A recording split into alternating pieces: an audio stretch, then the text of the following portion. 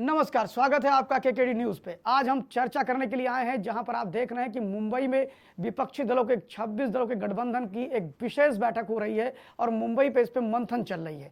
वहीं पर कांग्रेस पार्टी इसकी अगुवाई कर रही है। मल्लिकार्जुन खड़गे से लेकर के अधीर रंजन चौधरी के लगातार बड़े ही सियासी हमले हो रहे हैं भारतीय जनता पार्टी को लेकर के और एनडीए पे। मैं बताना चाहूंगा कि इस बैठक में जो प्रमुख दल आए हैं लगभग उसमें 26 दल हैं और 2 दल और बढ़ने की घोषणा गठबंधन के नेता नीतीश कुमार भी कर रहे हैं। फिलहाल ये जब से गठबंधन बना है उस पर थोड़ा सा हम बात रखेंगे। उसके बाद में फिर हमारे जो विशेष इस कार्यक्रम में हमारे साथ कांग्रेस पार्टी के नेता आशुतोष द्विवेदी जी जुड़े हुए हैं, हम उनसे बात करेंगे।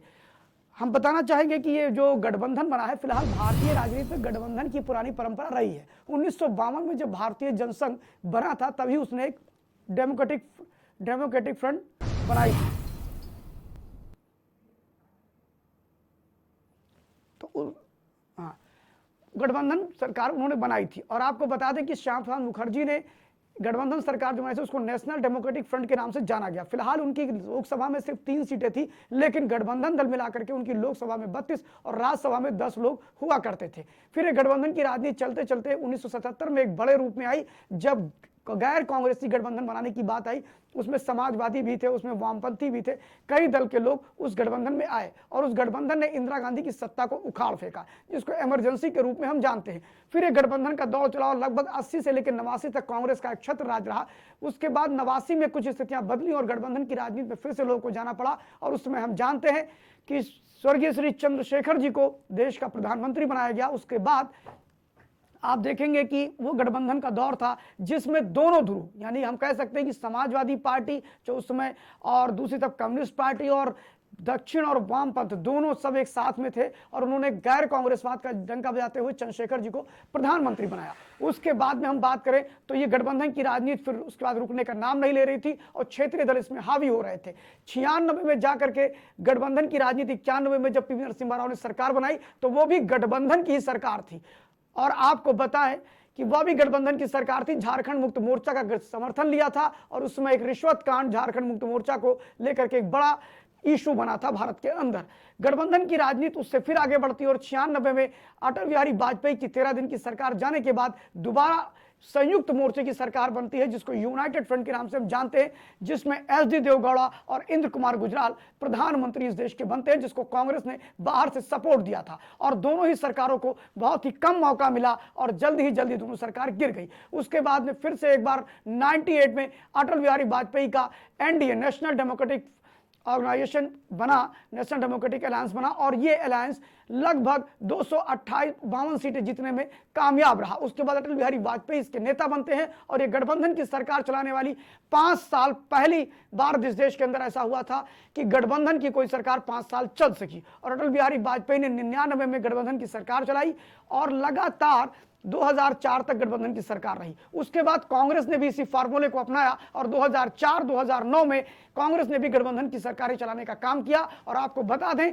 कि कांग्रेस की पहली सरकार जो थी उसको उन्होंने नाम यूपीए रखा था, यूनाइटेड प्रोग्रेसिव अलायंस उसका नाम दिया था। और उसके बाद प्रगतिशील गठबंधन में भी कम्युनिस्ट पार्टी का बड़ा दबदबा था यूपीए 1 में। आपको बताएं उसके बाद 2014 का जब चुनाव आया तो उसने लगभग 32 सालों का रिकॉर्ड तोड़ा और एक बार केंद्र की सत्ता में फिर से फुल फ्लैश कोई गवर्नमेंट आई और भारतीय जनता पार्टी लगभग 272 सीटों को जीतने का काम किया। और आपको बता दें फिर गठबंधन की राजनीति का जो प्रभाव था वो धीरे धीरे कम होने लगा और क्षेत्रीय छत्रप की भी राजनीति सिकुड़ती चली गई और इस सिकुड़ने में स्थिति ये आई कि भारत के अनेक राज्यों में भारतीय जनता पार्टी जीतने में अपना परचम लहराने लगी। आज भी उसके बाद 2019 का जब चुनाव आया तो भी ये गठबंधन दल कुछ भी नहीं कर पाए और आपको बता दें कि अलग अलग राज्यों में अलग अलग तरह की रणनीति इन सारे विपक्षी दलों ने अपनाई थी। पहली बार नीतीश कुमार जी ने यह तय किया कि अब हम लोगों को अलग अलग नहीं लड़ना है और नीतीश कुमार, राहुल गांधी, अखिलेश यादव, तेजस्वी यादव, लालू प्रसाद यादव, सीपीएम के सीताराम येचुरी, ममता बनर्जी, अरविंद केजरीवाल, ऐसे एक बड़ा प्रयास किया गया और उस प्रयास का नतीजा निकल करके आया और 2023 में सारे दलों ने कहा कि हम एक होकर के लड़ेंगे और मोदी सरकार को सत्ता से बाहर करेंगे। ठीक है, बिल्कुल अच्छी बात है कि मोदी सरकार को बाहर करेंगे, आपको बताएं कि इनकी पहली बैठक 23 जून को INIDA जो हुई, इसकी पहली बैठक 23 जून को पटना में की गई। पटना की जब से इनकी बैठक शुरू हुई तभी से ये विवादों के घेरे में आ गई। पहली बैठक में अरविंद केजरीवाल और कांग्रेस के बीच में सब कुछ अच्छा नहीं दिखाई पड़ा, क्योंकि उसमें मल्लिकार्जुन खड़गे ने एक बड़ा प्रहार किया। कांग्रेस ने, आम आदमी पार्टी ने वहां शर्त रखी कि केंद्र के द्वारा दिल्ली विधेयक, संशोधन विधेयक जो लाया जा रहा है उस पर सभी दल उसका समर्थन करें। फिलहाल बहुत ज्यादा तीखे नोकझोंक के बाद अंततः तो कांग्रेस ने उनकी बातों को माना और सदन के अंदर जो मानसून सत्र चला उसमें उसका समर्थन भी किया। वहां पर केजरीवाल की नाराजगी दिखाई पड़ी। वहीं दूसरी बैठक 17 और 18 जुलाई को जब बेंगलुरु में हुई तो वहां पर नीतीश कुमार नाराज हो गए, क्योंकि जो INIDIA इसका नाम दिया गया गठबंधन का, उसके लिए नीतीश कुमार जैसे प्रौढ़ नेता, JDU के बड़े नेता और इस पूरे गठबंधन की राजनीति के अगुवा, उनसे कोई सलाह नहीं ली गई, जिसको लेकर वो नाराज हुए। पटना को मेजबानी जहां पर नीतीश कुमार लालू यादव ने किया, वहीं बैंगलोर की इस बैठक की मेजबानी कांग्रेस पार्टी के DK शिवकुमार, सिद्धारमैया और मल्लिकार्जुन खड़गे ने किया। अब ये तीसरी बैठक मुंबई में होने जा रही है, मुंबई में हो रही है, जिसकी मेजबानी उद्धव ठाकरे कर रहे हैं। आपको बता दें कि आज सुबह से ही बयानों का दौर चालू हो चुका है। कहीं पर सीताराम येचुरी कह रहे हैं कि हम संविधान बचाने के लिए आए हैं, वहीं पर तेजस्वी यादव कह रहे हैं कि हम सांप्रदायिक शक्तियों को परास्त करने के लिए आए हैं। तीसरी तरफ अलग अलग दल, अभी ये बैठक हो ही रही है कि इसमें कई एजेंडे ये करने वाले हैं तय। इसमें पहला एजेंडा इनका जो है 450 सीटों पर अपना इकलौता प्रत्याशी तय करने की बात INIDA कर रही है। दूसरी तरफ उसका झंडा भी इसी बैठक में तय करना है। तीसरा, इसका संयोजक भी इस बैठक में तय हो सकता है। उसके एक चेयरमैन बनेंगे और एक कोऑर्डिनेटर होंगे, 4 कोऑर्डिनेटर होंगे, 1 कोऑर्डिनेटर होंगे। इस प्रकार की रूपरेखा अभी अंदर से खबरें आ रही हैं कि ऐसा हो सकता है। आपको बता दें, क्षेत्रीय छत्र अपने अपने हिसाब से संगठन में काम करेंगे। जो झंडे बनेंगे वह झंडा लगाएंगे सभी, लेकिन चुनाव में उनके अपने झंडे होंगे। यानी एक INIDA का झंडा होगा और दूसरा झंडा उनकी अपनी पार्टी का होगा, यह तय हो चुका है। साथ ही सितंबर महीने में यह गठबंधन 6 से 7 हर राज्यों में 6 से 7 रैलियां करने जा रहा है, जिसमें मुख्यमंत्री लेवल के लोग शामिल होंगे। लेकिन बात यह आती है कि जहां यह गठबंधन मंथन कर रहा है मुंबई में, वहीं उससे पहले बहुत सी कंट्रोवर्सीज गठबंधन को लेकर के आई। पटना की इनकी बैठक के तुरंत बाद NCP में दरार हो गई और शरद पवार संदेह के घेरे में आ गए। आपको बताना चाहेंगे, शरद पवार के भतीजे और नेशनल पार्टी की उनकी पार्टी है NCP, उसको तोड़ करके वो भाजपा के साथ उप मुख्यमंत्री बन जाते हैं महाराष्ट्र में। दूसरी बैठक अभी होने जा रही है, उससे पहले शरद पवार ने कई ऐसे बयान दिए हैं जिसमें इस गठबंधन के अन्य सदस्य उन पर उंगलियां उठा सकते हैं। आज की बैठक में पहला, नरेंद्र मोदी को बार बार उन्होंने डिफेंड किया। चंद्रयान 3 के लॉन्च होने के बाद जब विपक्षियों ने उन पर हमला किया, खासतौर पर सिद्धारमैया, DK शिवकुमार और लोगों ने, तो उन्होंने उनका बचाव किया। वहीं पर राहुल गांधी के बार बार अडानी और अंबानी के बयान पर भी उन्होंने बचाव किया और राहुल गांधी को सलाह दी कि इस प्रकार की बातें ना की जाए। आपको बता दें कि आज की बैठक में 2 दिन चलने वाली 31 और 1 सितंबर को जो बैठक हो रही है उसमें बहुत कुछ निकल करके आने वाला है। हमारे बीच में 2 मेहमान जुड़े हुए हैं, हम उनसे बात करेंगे कि INIDA का भविष्य क्या होगा। और एक चीज और बताना चाहेंगे, फिर डिबेट हम शुरू करते हैं। अपने मेहमानों से कहना चाहेंगे बस 1 मिनट का समय दीजिए, हम इस डिबेट को फिर शुरू करेंगे। मेरा यह कहना है कि अभी जहां गठबंधन की राजनीति के पुरोधा JDU के नेता नीतीश कुमार और सारे लोग वहां पहुंचे हैं वो मंथन करने के लिए, वहीं पर प्यू का रिसर्च आया है। प्यू के बारे में आपको बताना चाहेंगे, 1999 में प्यू वाशिंगटन पोस्ट में बना था। ये एक गैर पक्षपाती संगठन कहा जाता है और कई तरह की रिसर्च करता रहता है। लैंगिक भेद पे करता है, जातीय भेद पे करता है, सामरिक स्थिति पे, ऐसे ये पॉलिटिकल भी रिसर्च करता है। इसने पॉलिटिकल रिसर्च करने के बाद कल ही प्यू ने अपना रिसर्च डिक्लेयर किया और उसमें बताया कि भारत में 80% लोग नरेंद्र मोदी के साथ है। उसने कहा कि 10 में 7 लोग नरेंद्र मोदी को पसंद करते हैं। वहीं पर नरेंद्र मोदी के कामों से संतुष्टि की जब बात की उसने पूछा तो 75% लोगों ने यह कहा कि नरेंद्र मोदी के कामों से संतुष्ट हैं। वहीं पर उसने जब पूरे विश्व में जाकर के इसको लेकर के सर्वे किया तो विश्व के 46 देश भारत के प्रति अनुकूल व्यवहार रखते हैं। वहीं पर 34 देश भारत को बहुत अच्छा नहीं मानते हैं और 17 देश बीच में हैं, ना वो हाँ में है और ना में है। कुल मिलाकर के जो प्यू की रिसर्च आई है, लगता है कि INIDA की जो मंथन हो रही है इसमें प्यू को रिसर्च को लेकर के उनमें टेंशन हो गई है। अब हम डिबेट को खोलते हैं और सबसे पहले हम भारत की सबसे बड़ी जो INIDA की सबसे बड़ी पार्टी है जो पूरे देश को रिप्रेजेंट करती है उसके पास जाते हैं। आशुतोष द्विवेदी जी, हेलो जी द्विवेदी जी। आशुतोष जी, आवाज आ रही? जी आ रही है, आ रही। हाँ, हमारे साथ आशुतोष द्विवेदी जुड़े हैं, मैं उनका स्वागत करता हूं। साथ ही हमारे साथ समाजवादी पार्टी के नेता नुरुल जी जुड़े हैं, मैं उनका भी स्वागत करता हूं। शुरुआत करता हूं आशुतोष द्विवेदी जी से। आशुतोष जी, मैं ये पूछना चाहता हूं कि जो INIDA की बैठक शुरू हुई, उससे पहले ही प्रधानमंत्री बनने के लिए होड़ लग गई। एक तरफ प्रियंका कक्कड़ कहती है कि आम आदमी पार्टी के नेता अरविंद केजरीवाल को प्रधानमंत्री बनना चाहिए। जेडीयू के बड़े रिस्पॉन्सिबल नेता है के त्यागी जी हैं, वो कहते हैं कि साहब जेडीयू में अगर कोई क्षमतावान नेता है तो वो कहते हैं इस गठबंधन में नीतीश कुमार है। तीसरी एक खबर आती है कि राहुल गांधी की दावेदारी आप पहले से ही कर रहे हैं। उसके बाद में एक खबर आई कि प्रियंका चतुर्वेदी ने कहा कि उद्धव ठाकरे सबसे सुटेबल नेता है। तो क्या ये माना जाए कि जो INIDA के गठबंधन है जिसको लेके आप लोग काम कर रहे हैं, वहां पर सब कुछ ठीक ठाक नहीं है, या पीयू की रिसर्च के बाद आप लोगों का मनोबल गिरा है? देखिए, गठबंधन हुआ है पार्टी के शीर्ष नेताओं और जो पार्टी के जो वरिष्ठ नेताओं द्वारा निर्णय होंगे, और उस निर्णय में जिसे भी कहा जाएगा उसे उस प्रधानमंत्री पद का दावेदार माना जाएगा। और अभी तो बैठकें चल रही हैं, बैठकों का दौर चल रहा है, तो अभी तो ऐसा कुछ भी समझ में नहीं आ रहा। नहीं, मेरा यह कहना है कि कांग्रेस पार्टी से राहुल गांधी की दावेदारी उनके नेता करते रहते हैं, वो भी रिस्पॉन्सिबल स्पोक पर्सन बोलते हैं। और जेडीयू से केसी त्यागी साहब ने बोल दिया कि नीतीश कुमार प्रधानमंत्री बनने की क्षमता रखते हैं। प्रियंका कक्कड़ ने कल ही बोल दिया कि साहब आम आदमी पार्टी केजरीवाल प्रधानमंत्री बनेंगे। तो क्या माना जाए कि INDA जो पूरी कवायद कर रहा है, चाहे वो जून से शुरू किया, जुलाई मतलब पटना के बाद बेंगलुरु के बाद वो आ गए क्या नाम है मुंबई, तो ये सिर्फ कवायद ही चलती रहेगी या कुछ कर भी पाएंगे? दूसरा, एक तरफ पीयू की रिसर्च कर रही है कि 80% भारत की जनता मोदी को पसंद करती है। ऐसा कुछ भी नहीं है। मोदी जी सिर्फ सोशल मीडिया और अपना जो मीडिया का उनका मैनेजमेंट है उसी में उनकी लोकप्रियता है। मोदी जी का कोई जमीनी स्तर पर कोई काम नहीं है। और जो INDA एक गठबंधन है, तौर पर आने वाले समय धीरे धीरे अच्छा काम करेगा। सारे लोग एकत्रित होंगे और जो पार्टी के शीर्ष नेताओं द्वारा निर्णय होगा वो मुझे पूर्ण विश्वास है कि सही निर्णय होगा। अच्छा, एक चीज मैं और पूछना चाहता हूं कि इन सारी पार्टियों ने मिलकर के ये तय किया है कि 450 सीटों पर इकलौता प्रत्याशी खड़ा होगा गठबंधन का। तो ऐसे में तो इन्होंने एक फार्मूला और दिया है कि जो जहां मजबूत वहीं से लड़ेगा। तो इस हिसाब से तो उत्तर प्रदेश के अंदर कांग्रेस पार्टी सिर्फ एक सीट जीती है, तो क्या वो एक सीट पर लड़ेगी? बिल्कुल। अगर ऐसा होगा, मेरी बात समझने का प्रयास करिए कि गठबंधन INIDA गठबंधन कह रहा है कि जो जहां मजबूत है वहीं लड़ेगा। तो उत्तर प्रदेश में तो कांग्रेस की जमीन पूरी तरह से खत्म हो चुकी है, सुपड़ा साफ है सारी, खाली रायबरेली की सीट छोड़ दी जाए तो आप कहीं पर दूसरे नंबर पे भी नहीं थे। तो इसका मतलब ये माना जाए कि समाजवादी पार्टी और जो उसके अन्य घटक दल यहां पर हैं, क्या नाम है, अपना दल, कमेरावादी, ये सब आपको सिर्फ एक ही सीट देंगे या 2 सीट? ऐसा तो कुछ नहीं है।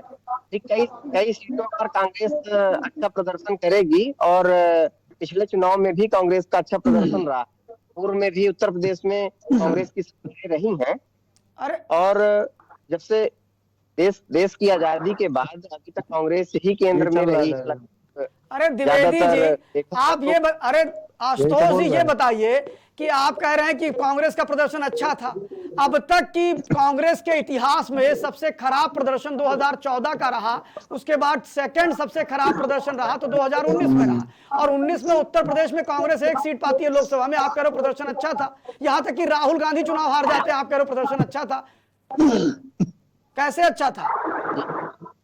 ये जनमत है, नहीं मिला, जो जनमत मिला है हमने उसे स्वीकार किया है और आगे हम काम करेंगे, संगठन को अपने मजबूत करेंगे और जो हमारे संगठन में, जो हमारे पार्टी में जो कमियां रही होंगी उन्हें हम पूरा करने का प्रयास कर रहे हैं। चलिए, अब आपके पास समय संगठन को मजबूत तो आप 2016 से कर रहे हैं। 2016 में भी प्रियंका जी ने कहा था पहले हम संगठन पे ध्यान देंगे, और आज 2024 के चुनाव में भी उनके प्रवक्ता बोल रहे हैं कि हम संगठन मजबूत करेंगे। इसका मतलब आप चुनाव लड़ने के लिए बहुत गंभीर नहीं है। अब बात करते हैं समाजवादी पार्टी से। नुरुल जी लाइन पे हैं? नुरुल जी आवाज आ रही? डिस्कनेक्ट हो रही है। हाँ आ रही है वैसे। नूरुल जी, ये बताइए कि अभी जो INIDAI क्या बैठक चल रही है मुंबई में, उसमें लेकर के लगातार हमले हो रहे हैं। उससे पहले ही वहां पर 4 प्रधानमंत्री पद के दावेदार आ गए हैं। कुछ लोग तो ये भी मानते हैं कि अखिलेश यादव भी अपने आप को प्रधानमंत्री पद की दौड़ में ला सकते हैं, लेकिन फिलहाल अखिलेश यादव की तरफ से ऑफिशियल बयान नहीं आया। लेकिन मैं पूछना चाहूंगा कि क्या समाजवादी पार्टी जो 1 कैंडिडेट खड़े होने को लेकर के आज चर्चा हो रही है, तो उसमें वो कांग्रेस पार्टी को कितनी जगह देगी, क्योंकि कांग्रेस पार्टी तो एक ही सीट जीती है। दूसरी चीज, समाजवादी पार्टी क्या उत्तर प्रदेश में 2024 में प्रदर्शन दिखा पाएगी? बिल्कुल भाई साहब, ऐसा है, आपने जो सवाल किया कि प्रधानमंत्री के लिए झगड़ा फंसा है, प्रधानमंत्री के लिए कोई नहीं लड़ रहा है।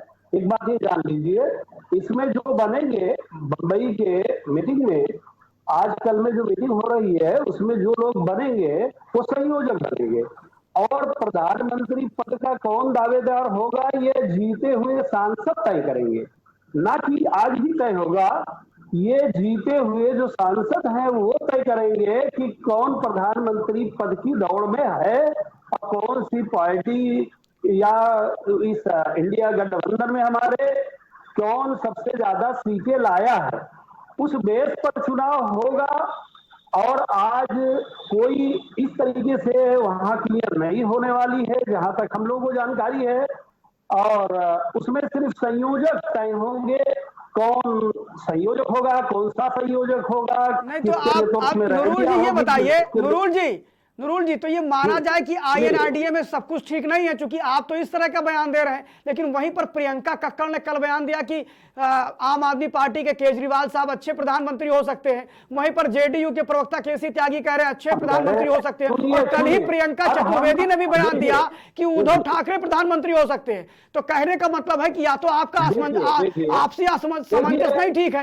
दूसरी चीज, एक विषय और है, दूसरी चीज ये है कि समाजवादी पार्टी सबसे सधी हुई प्रतिक्रिया दे रही अब तक की INIDA में, लेकिन आप ये बताइए आम आदमी पार्टी और कांग्रेस पार्टी में तो बिल्कुल अच्छा नहीं है। उन्होंने जाकर के सदन के अंदर अपने पैरों पे कुल्हाड़ी मारी और जो केंद्रीय बिल था उस पर समर्थन भी किया आम आदमी पार्टी का। उसके बाद आम आदमी पार्टी छत्तीसगढ़ और राजस्थान में जबरदस्त प्रचार कर रही है, मध्य प्रदेश में भी जा रही है, अपना मैनिफेस्टो दे रही है। तो मेरा ये मानना है और आपसे पूछना चाहता हूं कि क्या सब कुछ ठीक है INDA में?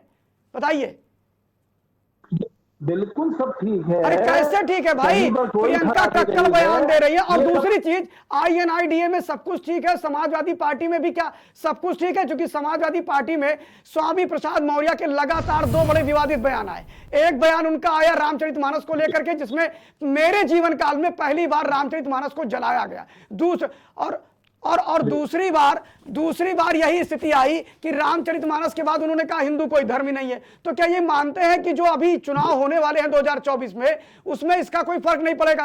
और तीसरी बात, समाजवादी पार्टी के ही कई नेताओं ने यह कह दिया, ऑन टीवी चैनल रिकॉर्ड पे कह दिया कि हम स्वामी प्रसाद मौर्य को अपना नेता नहीं मानते। ये कितनी विचित्र बात है कि समाजवादी पार्टी का राष्ट्रीय महासचिव, जिसको अखिलेश यादव बनाते हैं, उनकी टीम का वो नेता है, और आपकी पार्टी के मनोज पांडे, पवन पांडे, एक राघव दत्त मिश्रा जैसे नेता आकर के कहते हैं कि उन्हें हम नेता नहीं मानते, हम नेता अखिलेश यादव को मानते हैं। तो लगता है कि आप यहां भी कुछ इस बात को लेकर के दिक्कतें पैदा हो गई, जिसका विरोध करने पर रोली तिवारी मिश्रा को बाहर कर दिया गया, ऋचा सिंह को बाहर कर दिया गया।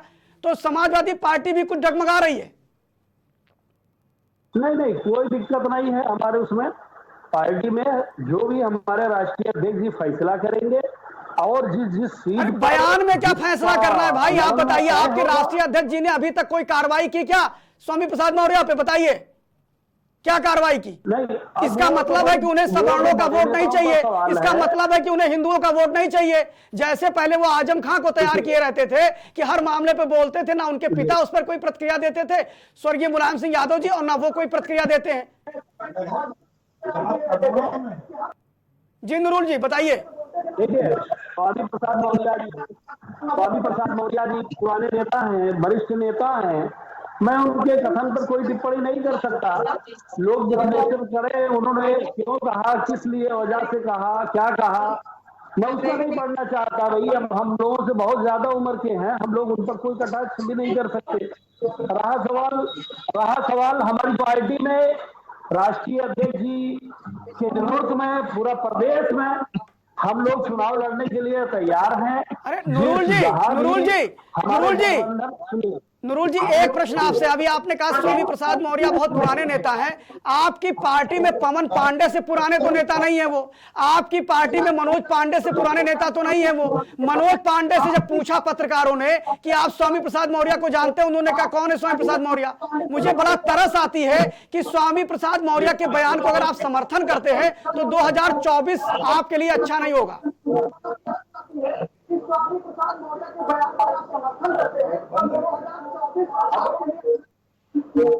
अब इस बारे में भाई बड़े नेताओं का मामला बड़े लोग जाने भाई। जो पार्टी में वरिष्ठ लोग हैं उनके बारे में वरिष्ठ लोगों से ही पूछे तो बेहतर रहेगा। और दूसरी चीज आपकी जीत का आधार क्या होगा? आपकी जीत का आधार क्या होगा, मैं पूछना चाहता हूं। जो गठबंधन है, देखिए आप एक चीज जानिए।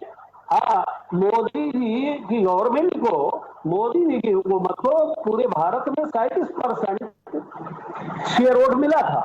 63% आज भी उनके विपरीत में था। वो 63% अगर एकजुट हो जाते हैं, सभी लोग एकजुट हो जाते हैं तो मोदी जी की हुकूमत हट जाएगी बिल्कुल, और पूर्णतः एकजुट है। अगर कहीं कोई भ्रम फैला रहा है कि वो प्रधानमंत्री बनने के लिए झगड़ा कर रहे हैं, वो मुख्यमंत्री बनने के लिए झगड़ा कर रहे हैं, वो गृह मंत्री बनने के लिए झगड़ा कर रहे हैं, तो ऐसी कोई बात नहीं है। ये तय किया गया है कि चुनाव के बाद जितने लोग सांसद जीतेंगे वो सांसद तय करेंगे कि कौन हमारा प्रधानमंत्री होगा। नूरुल जी, बैठक में प्रधानमंत्री का नूरुल जी, मेरे जानकारी। अरे नूरुल जी, मेरा एक प्रश्न का उत्तर और दे दीजिए।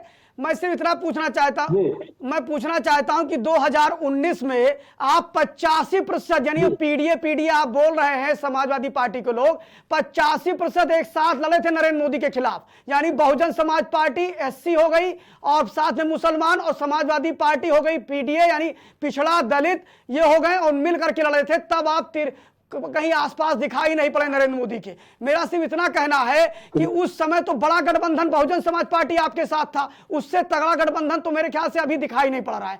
तो अब जो आप कह रहे हो कि नहीं वो 65%, 64%, दूसरा प्यू की जो रिपोर्ट आई है उसको आप मानने को तैयार नहीं है, आप अपने वो 63% वाले ही आंकड़े पे चल रहे हैं। तो क्या जो ये बार बार आप लोग सच्चाई को इग्नोर करते हैं उसका क्या कोई फर्क पड़ेगा? और दूसरी चीज, मुझे लगता है कि जब 19 में जो सबसे अच्छा अवसर था भारतीय जनता पार्टी को पटकने का, वहां पर आप उसे परास्त नहीं कर पाए, तो क्या इस बार के गठबंधन में क्या करेंगे? दूसरा, अभी क्या नाम है, टिकटों को लेकर के एक प्रॉब्लम फंसने ही वाली है कांग्रेस के साथ, उस पर क्या कहेंगे? जी, आपने सवाल किया कि किस तरीके से गठबंधन थी 2019 में बसपा से गठबंधन किया था हमारे राष्ट्रीय अध्यक्ष जी ने। किन कारणों से किया वो तो बेहतर वही जानते हैं। तो लेकिन हम लोग तो राष्ट्रीय नेता नहीं है, अपने जिले के, अपने इलाके से महदूद राजनीति करते हैं। लेकिन हमारे यहाँ अम्बेडकर नगर के रामसुरमण वर्मा जी आए सपा बसपा गठबंधन से श्रावस्ती में। ठीक नूरुल जी, हम चलते जरा भारतीय जनता पार्टी के नेता हमसे जुड़े हुए हैं, भारतीय जनता पार्टी के नेता हमसे जुड़े हैं, उनसे पूछते हैं। अवस्थी जी नमस्कार।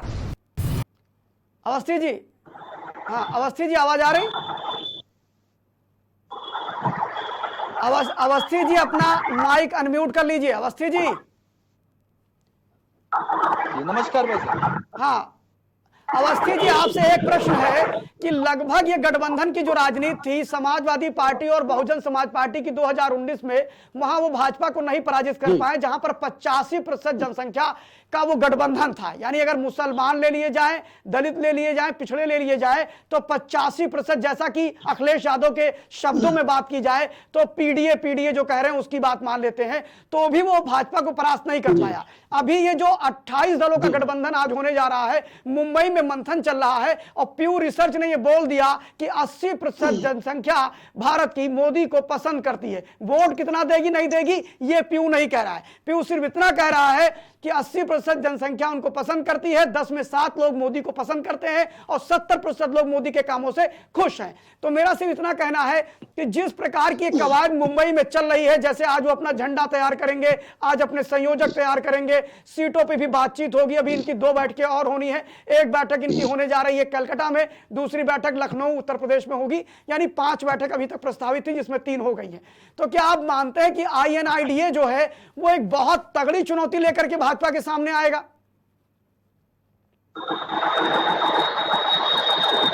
हेलो, जी हाँ, आवाज बोलिए। आ रही है आपको? आवाज आ रही, आवाज आ रही। केकेडी न्यूज को बहुत बहुत थैंक्स बोलना चाहूंगा।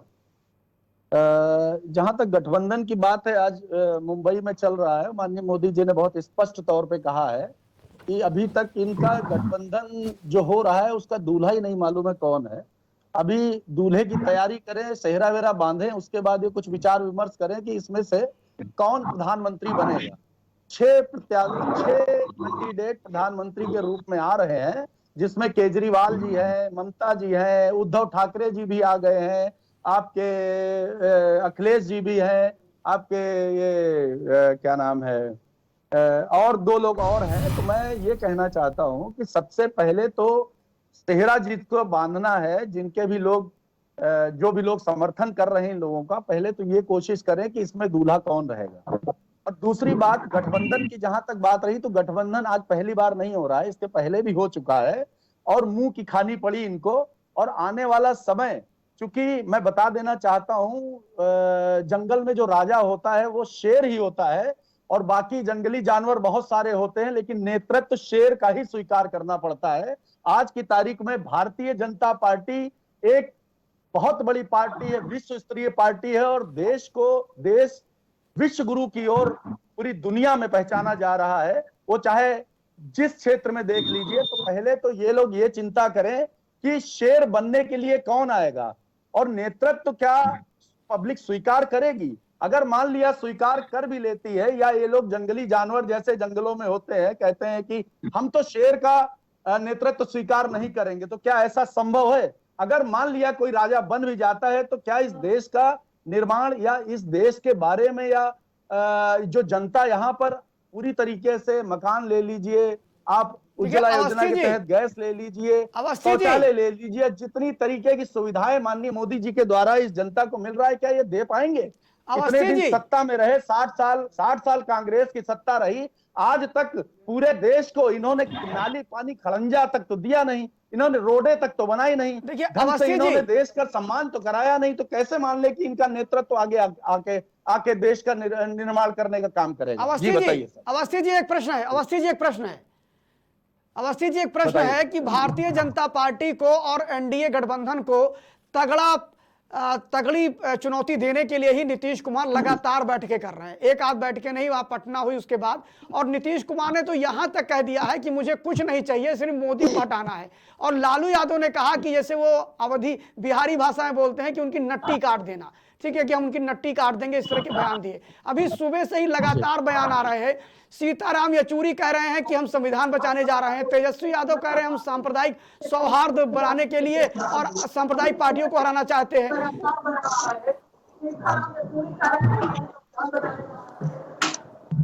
जी हाँ सर। तो ये सीताराम येचुरी के बयान आ रहे हैं, उसके बाद में क्या नाम है, आपके कई विपक्षी पार्टियों के बयान आ रहे हैं, तो इस पर आप क्या कहना चाहेंगे? मतलब वो तो भाजपा के लिए तगड़ी चुनौती दे रहे हैं, एक सीट पर एक प्रत्याशी। आज नीतीश कुमार जी हाशिए पर हैं। नीतीश कुमार जी को स्पष्ट रूप से मना कर दिया गया है, माननीय राष्ट्रीय अध्यक्ष अमित शाह जी के द्वारा कह दिया गया था कि नीतीश कुमार जी अब चाहे जितनी कोशिश कर लें, भारतीय जनता पार्टी में उनके लिए कोई जगह नहीं है। तो आज की स्थिति में नीतीश जैसे बहुत सारे नेता, येचुरी हो चाहे कोई हो, भारतीय जनता पार्टी में आने का प्रयास किया, लेकिन आज की तारीख में भाजपा के जितने भी बड़े, आपको क्या लगता है कि INIDA जो है, ये जो गठबंधन विपक्षियों का है, ये आपका कुछ नहीं कर पाएगा? क्योंकि वो तो मजबूत गठबंधन है। 1% कुछ नहीं कर पाएगा। नहीं, उसमें देखिए कई लोगों ने सैक्रिफाइस किया है। आप देखिए कांग्रेस पार्टी ने बड़ा दिल दिखाया है, समाजवादी पार्टी भी बड़ा दिल दिखाने को तैयार है, और उत्तर प्रदेश के अंदर समाजवादी पार्टी एक तगड़ी टक्कर देने की हैसियत में खड़ी हो रही है। समय आते आते इनका दिल ध्वस्त हो जाएगा और आपस में जो इनके विवाद है ना, ये पैदा हो जाएंगे। अभी बैठ के चलने दीजिए। अभी तो प्रधानमंत्री की होड़ चालू हुई है, अभी अच्छा, चेहरा बांधने एक- का जब नंबर आएगा एक उसके एक बाद क्वेश्चन इस और है बात पे कि विचार वहां होगा जब कि ये एयरपोर्ट पे क्या लोग उतरे, इनके दिमाग में चल रहा है। मुंबई एयरपोर्ट सांता क्रूज पे जब लोग उतरे हैं तो वहां एक बैनर लगा था कि हम शिवसेना को कांग्रेस नहीं बनने देंगे। ये किसने लगाया होगा आप बताइए, क्योंकि नाम तो उसमें किसी का लिखा नहीं है। ये सब इन्हीं लोगों की रणनीति है और मोदी जी को हटाने का इनका लक्ष्य है। इनको न तो देश के बारे में सोचना है, न ही जनता के बारे में सोचना है। इनमें से केवल होड़ इस बात की है कि इनमें से कोई एक प्रधानमंत्री बन जाए ताकि देश में भ्रष्टाचार और जितनी भी कुरीतियां हैं वो फिर से पनपने लगे। जो आज विश्व गुरु की ओर भारत जा रहा है, जी जी, हमारा चंद्रयान 3 पहुंचा है, तो माननीय मोदी जी का कहीं न कहीं जोरदार नेतृत्व रहा है। इसकी वजह से देश का सम्मान हो रहा है और आगे माननीय मोदी जी ही 2024 में देश के प्रधानमंत्री ठीक, बनेंगे। चलिए ये चलिए चाहे हम जितनी कांग्रेस मेहनत के कर ले, प्रवक्ता चाहे जो हमारे जितना हैं, दम लगा कांग्रेस ले। के हमारे मेहमान हैं, उनसे बात करते हैं। आशुतोष जी, आशुतोष जी, आशुतोष जी, आवाज आ रही?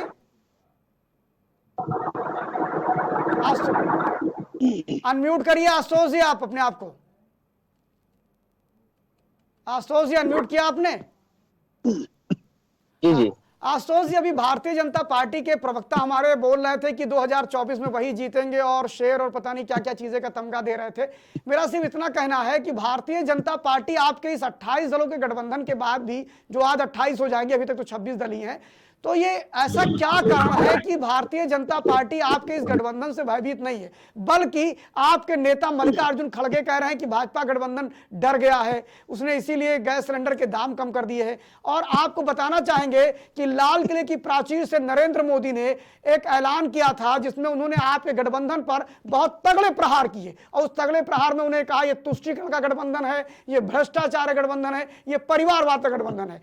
क्या आप ये मानते हैं कि इतने तगड़े प्रहार से आपके ऊपर कोई फर्क पड़ता है? दूसरा, मोदी के अपील और आपके गठबंधन की अपील में कोई अंतर है? मतलब कि आपकी अपील ज्यादा प्रभावी है कि उनकी अपील ज्यादा प्रभावी है?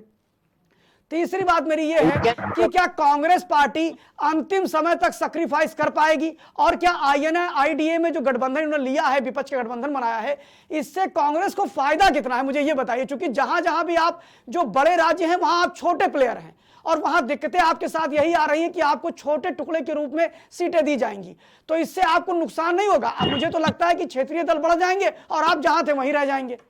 इस पे आपका क्या कहना है? ऐसा कुछ भी नहीं है। और जहां तक मेरा मानना है, अवस्थी जी जैसे शेर और गिदड़ वाली और अन्य जो भी बातें कर रहे हैं, वो उनकी विचारधारा है, उनकी सोच है, उसके बारे में मैं कोई टिप्पणी नहीं करना चाहता। लेकिन जहां तक हमने देखा है कि मोदी जी ने जो नारा दिया था सबका साथ सबका विकास, उन्होंने यूपीए और कांग्रेस की जो पुरानी योजनाएं हैं उनका सिर्फ उन्होंने नाम बदलने का काम किया। जैसे इंदिरा आवास योजना थी, उसको उन्होंने पीएम आवास योजना किया। शौचालय की योजना थी, वो पहले भी थी। और भी तरह तरह की कई सारी योजनाएं हैं। डीजल पेट्रोल के दाम देखिए आसमान छू रहे हैं, सब्जियों के दाम आसमान छू रहे हैं। ऐसी कई सारी जमीनी स्तर की जो समस्याएं हैं, किसान परेशान है, व्यापारी परेशान है। सिर्फ अंबानी अडानी संतुष्ट है, वो खुश है, उनके व्यापार फल फूल रहे हैं और जनता का कोई भी फायदा आज तक मुझे देखने को नहीं मिला। या तो बीजेपी आशुतोष जी, मेरा एक प्रश्न है। आशुतोष जी, आप बोलिएगा भी। अब मेरा सिर्फ एक प्रश्न है कि अभी आपने कहा कि नरेंद्र मोदी की सरकार ने योजनाओं के नाम बदल दिए, वो हमारी ही योजना थी। तो मेरा इतना कहना है कि जब इसरो परीक्षण करता है, चंद्रयान 3 भेजता है, तो आप ढिंडोरा पीट के कहते हैं कि ये नेहरू जी की देन है, ये कांग्रेस की देन है। फिर आपने पीएम आवास योजना या इनका ढिंडोरा क्यों नहीं पीटते हैं? आप आप नकारात्मक राजनीति क्यों करते हैं? आप नरेंद्र मोदी पे आधार को लेकर हमला क्यों करते हैं? आप नोटबंदी को लेकर हमला क्यों करते हैं? आप संसद भवन को लेकर हमला क्यों करते हैं? संसद भवन का जो प्रोजेक्शन था, जो बनाने का जो प्रोसेस था, वो तो 2012 में मीरा कुमार ने शुरू किया था और बनाया नरेंद्र मोदी सरकार ने। तो आप उसका श्रेय क्यों नहीं लेते, बल्कि उसका विरोध करने लगते हैं? तो कहीं ना कहीं लगता है कि आप लोगों का राजनीतिक दृष्टिकोण अभी साफ नहीं है। ऐसा है क्या? ऐसा जी बताइए आशुतोष जी। ऐसा कुछ भी नहीं।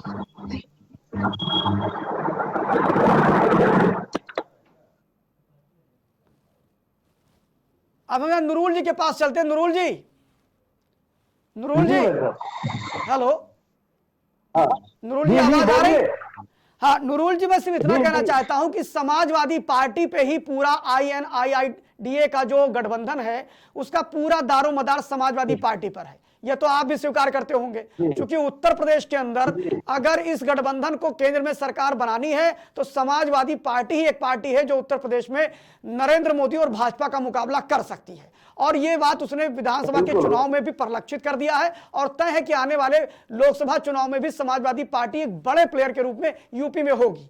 कहने का मतलब मेरा यह है कि जहां समाजवादी पार्टी सबको सजो के चलने की बात कर रही, वहीं पर कहीं ना कहीं अखिलेश यादव जी कुछ ऐसी चीजें बोलते हैं जिससे समाजवादी पार्टी का जो ग्राफ है वो गिर रहा है। जैसे दो बातें, समाजवादी पार्टी में एक पत्रकार ने उससे प्रश्न किया था कि अभी राहुल गांधी जी ने कहा कि चाइना जो है वो भारत की जमीन पे कब्जा कर रहा है, तो उन्होंने कहा वो उससे और आगे बढ़ गए और राहुल गांधी से भी ज्यादा आगे बढ़ के उन्होंने बोला कि आने वाले समय में लद्दाख जाने के लिए भी हमें चीन से परमिशन और वीजा लेना होगा। तो क्या ये वक्तव्य उनका ठीक था? पहली चीज। दूसरी चीज, समाजवादी पार्टी के नेता हैं अखिलेश यादव, जिनका लगभग युवाओं में भी बहुत क्रेज है उत्तर प्रदेश में, और समाजवादी पार्टी के नेता होने के नाते उनका जो दृष्टिकोण है, जैसे परिवारवाद, ठीक है, परिवारवाद को लेके फिर वो कंसंट्रेट हो गए, फिर वो 5 सीटों पे बहुत ज्यादा गंभीर हो रहे हैं कि भाई अक्षय यादव लड़ लें, तेज प्रताप यादव लड़ लें, धर्मेंद्र यादव लड़ लें और डिंपल जी लड़ लें, शिवपाल यादव, मतलब उन सीटों पर ज्यादा वो ध्यान दे रहे हैं। मैं ये नहीं कह रहा कि वो 80 सीटों पर ध्यान नहीं दे रहे, उन पर ज्यादा ध्यान दे रहे हैं। तीसरा, अखिलेश यादव जी ने अभी जो बयानबाजी हुई, खासतौर पर चाहे वो समय प्रसाद मौर्य ने किया हो, उसके बाद में उस पर कोई टिप्पणी क्यों नहीं कर रहे हैं? क्या उन्हें लगता है कि उन्हें सवर्णों का वोट नहीं चाहिए? आप बताइए कि बिल्कुल नहीं चाहिए उन्हें वोट, और सवर्णों तक जो ठीक था, उसने हिंदू धर्म पर भी टिप्पणी की, तो क्या उसका भी वोट नहीं चाहिए?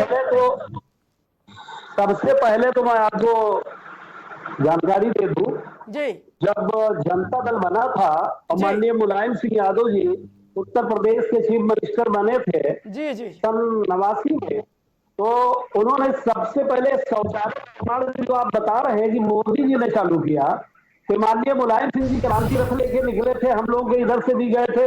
उन्होंने देखा था जबकि रोडों के किनारे तमाम मर्द औरत सब जो है शौचालय कर रहे हैं, तो वो अपने भाषणों में वो बोले, ही हमारे बलरामपुर में, हमारे गैसड़ी में, हमारे तुलसीपुर में, कि भाई बड़ी तकलीफदेह बात है, अगर हम हुकूमत में आएंगे, अगर हम सत्ता में आएंगे तो हम सबसे पहले शौचालय का प्रबंध करेंगे। तो ये आप न बताइए कि हमारे मोदी जी के शासनकाल में शुरू हुआ है, ये माननीय मुलायम सिंह यादव जी ने शौचालय का प्रारंभ किया था देना, हर गांव सभाओं में आता था उनके मुख्यमंत्री के काल में। तो नूरुल दूसरे जी, नंबर पे आपने बताया नूरुल जी, मुलायम सिंह यादव जी ने शुरू किया और आप ना 2017 में ये बता पाए, ना 2022 में बता पाए, ना 2019 में बता पाए और ना 2014 में बता पाए।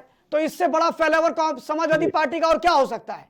आप बताइए। तो क्या इसी तरह चुनाव आप लोग लड़ रहे हैं क्या, कि आप कहते हो जो भी काम होता आप कहते हो हमने किया और जनता कहती नहीं आपने नहीं किया, बल्कि जनता आपको गुंडों की पार्टी कहा करती थी, नारे चलते थे। सुनिए, हम लोग छोटे थे, जनता दल में थे, उस वक्त हम मिलाकर अध्यक्ष थे अपने गैसड़ी। हाँ, और नेता मुलायम सिंह जी आए थे यहीं पर गैसड़ी में, 100-200 सभा लोगों की सभा किया था। 24 में बताइए क्या होगा? नेता मुलायम सिंह आए थे, उन्होंने शौचालय बनवा दिया, उसके बाद मोदी ने उसको फिर से पेंट करा दिया, वो बात छोड़िए। आप सीधे ये बताइए कि 2024 में आप ये बात लोगों तक पहुंचा पाएंगे कि नहीं पहुंचा पाएंगे? जिस प्रकार भारतीय जनता पार्टी, आपके नेता बार बार चिल्ला रहे हैं कि हमें मुसलमानों का वोट चाहिए, हमें पिछड़ों का वोट चाहिए, हमें दलितों का वोट चाहिए, वो एक बार भी नहीं कह रहे कि हमें सवर्णों का वोट चाहिए। वही मोदी कह रहे हैं सबका साथ सबका विकास। एक तरफ आप जातिवादी राजनीति कर रहे हैं, एक तरफ आप तुष्टीकरण की राजनीति कर रहे हैं और 2024 में मोदी का मुकाबला करने की बात कर रहे हैं। बताइए, नरेंद्र मोदी ने तो जो आवाज दिया, आपको ध्यान होगा कि अखिलेश यादव की सरकार में एक एडवाइजरी जारी हुई कि मुस्लिम बेटियों को वजीफा दिया जाएगा, लेकिन वहीं पर नरेंद्र मोदी की सरकार में ऐसा कोई एडवाइजरी जारी नहीं है। आवाज सबको दिए जा रहे हैं, राशन सबको दिया जा रहा है, शौचालय सबको दिया जा रहा है, बल्कि देखा जाए तो माइनॉरिटीज ज्यादा पा रही है। तो क्या 24 में आप मुस्तैद हैं? 24 में मुद्दे हैं आपके पास मोदी सरकार के खिलाफ? देखिए, हमारे राष्ट्रीय अध्यक्ष जी जो मुख्यमंत्री थे 5 साल, वो इस प्रदेश को चलाए हैं, उनकी कार और उनके कराए गए जो निर्णय उन्होंने लिया था जनहित में, वो सब आज भी आया है पब्लिक में। पब्लिक आज भी उनके कार्यों को याद करती है, लेकिन अब उसमें कहीं पर हम लोगों से कभी नहीं हुई कि इसको न पहुंचा पाए। इसमें जो है भाई बीजेपी वाले ज्यादा जोर शोर से अपनी बात लोगों तक पहुंचा ले गए, या जिस भी तरीके से उनको सफलता मिली, लेकिन आने वाले समय में कोई भी हमारा कोई कार्यकर्ता अब नूरुल जी, कल की एक घटना है अमरोहा की, उसमें एक मुस्लिम जुबैर अहमद कहता है कि सपा की सरकार आने दो, सिर पे गोली मारूंगा, कोई बचा नहीं पाएगा। यही काम आप तब भी करते रहे थे, वही परिणाम झेल रहे हैं। समझिए आप, इस प्रकार की बयानबाजी सपा के अगर लोग करेंगे या उनके समर्थक, तो क्या आपको लगता है 2024 में भाजपा को हरा पाएंगे आप? सुनिए एक मिनट, आप सुनिए। कोई भी सरकार हो, अगर कोई किसी का हत्या करता है या कोई अपराध करता है, तो कौन सा सरकार है जो कार्रवाई नहीं कराता है? आप बताइए उसको, एक घटना कोई बताइए कि अरे नूरुल जी, आपको पता होगा कि उत्तर प्रदेश के अंदर जब सीआरपीएफ पे बम मारे गए थे मेरठ में, और यहां पर घटना जो हुई थी संकट मोचन हनुमान मंदिर वाराणसी पे जो बम विस्फोट हुआ था, उसके आतंकियों को छोड़ने के लिए अखिलेश यादव जी ने बाकायदा लेटर लिखा था और सुप्रीम कोर्ट को कहना पड़ा कि आप आतंकियों की सरपरस्ती करेंगे, तब उन्होंने अपना हलफनामा वापस लिया। आप बताइए, ये प्रदेश की अखिलेश यादव की सरकार कर रही थी, और ये घटना 2015 की है, और आप कह रहे कौन बचाएगा? ये एक बड़ा विषय था। जो भी रहा हो हम उससे ज्यादा वाकिफ चलिए अब हम सीधे कंक्लूजन की तरफ जा रहे हैं। अंत में आपके पास आते हैं नूरुल जी, पहले हम चलते हैं कांग्रेस पार्टी की तरफ। कांग्रेस पार्टी के आशुतोष द्विवेदी जी,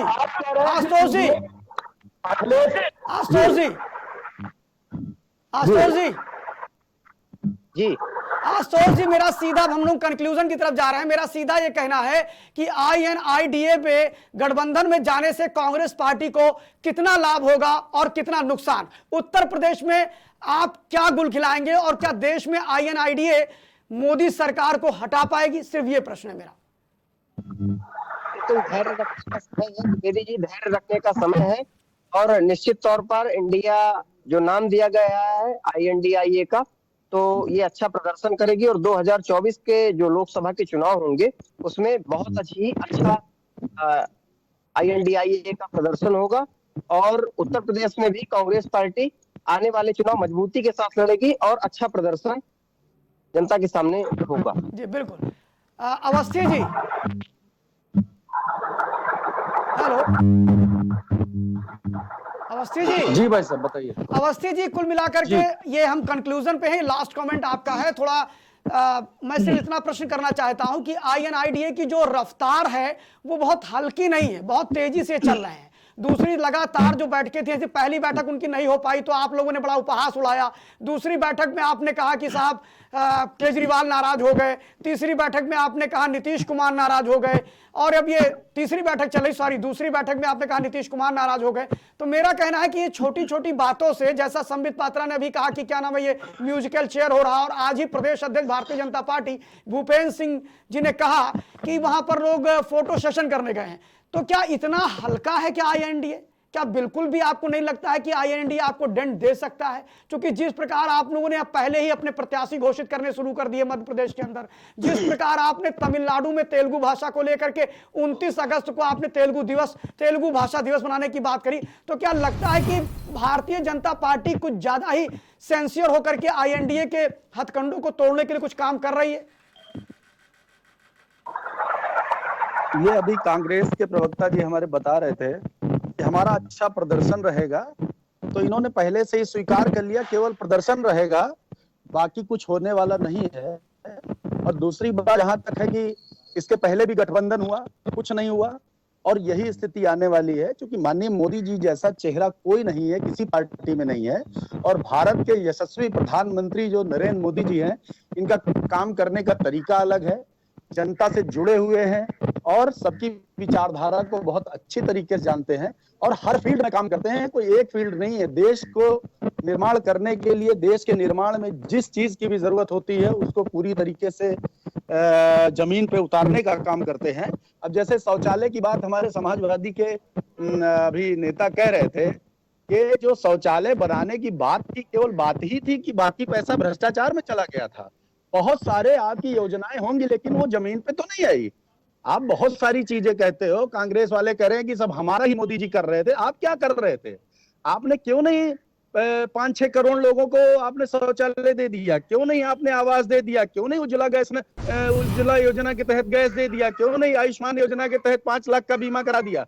आपने कुछ नहीं किया। आप केवल बरगलाते रहे। आप न तो रोड दे पाए, न ब्रिज दे पाए, न आप सही से लोगों को भोजन दे पाए। वो माननीय मोदी जी ने दिया। कोरोना का काल तो एक बहुत अवस्थी जी, विषम काल था, बहुत कष्टदायी काल था। आप लोग केवल उपहास उड़ाते रहे, लेकिन पूरे अवस्थी देश जी, नहीं पूरे विश्व में कोरोना की 2 वैक्सीन बनाने वाला भारत देश ही पहला ऐसा देश था। तो आप लोग केवल उपहास उड़ाइए और मजाक करिए। बाकी माननीय मोदी जी अपना काम करते रहेंगे। उनको कोई रोकने वाला अभी माई का लाल पैदा नहीं हुआ है, किसी पार्टी नहीं, पूरे देश में कोई ऐसा नेता नहीं है जो मोदी जी को रोक पाए। अवस्थी जी, 2024 समाजवादी में फिर से पार्टी माननीय एक बड़ा संकट खड़ा कर सकती है आपके लिए। जिस प्रकार वो घेराबंदी कर रही है, उससे नहीं लगता कि आपको कि भारतीय जनता पार्टी के लिए एक तगड़ा मोर्चा है समाजवादी पार्टी? कोई मोर्चा नहीं है भाई साहब। इनके जो भी पार्टी में है मोर्चा ही लग चुका है। आप परेशान न होइए। माननीय मोदी जी को कोई भी अभी रोकने वाला इस स्थिति में आया नहीं है। तो उसके लिए समाजवादी के जो नेता हैं उनको परेशान होने की हमारा ज्यादा समय हो रहा है। जरूरत नहीं है। अंतिम कमेंट के लिए मैं नूरुल जी के पास चलूंगा। नूरुल जी, नूरुल जी, नूरुल जी चले गए? ठीक है, तो अभी हमारे साथ हम लोगों के मुद्दे की चर्चा में हम बात कर रहे थे कि INDA मुंबई के मंथन पर और पीयू के रिसर्च के बाद जो टेंशन थी उस पर चर्चा कर रहे थे। हमारे साथ हमारे मेहमान जुड़े, जिसमें समाजवादी पार्टी के नूरुल जी, मैं उनका हार्दिक अभिनंदन करता हूं, स्वागत करता हूं उनका और धन्यवाद करता हूं। उसी के साथ भारतीय जनता पार्टी से के अवस्थी जी का भी मैं धन्यवाद करता हूं। आशुतोष द्विवेदी जो हमारे साथ कांग्रेस पार्टी की तरफ से जुड़े, उनका भी मैं धन्यवाद करता हूं। मुद्दे की चर्चा में आज हमारी ये बहस रही। आशा करता हूं कि आप लोगों को हमारी बहस अच्छी लगी होगी। इसी तरह मुद्दे की चर्चा में रोज किसी ना किसी नए विषय के साथ हम आपके सामने आते रहेंगे। देखते रहिए KKD न्यूज, खबरों का सिलसिला जारी है। धन्यवाद।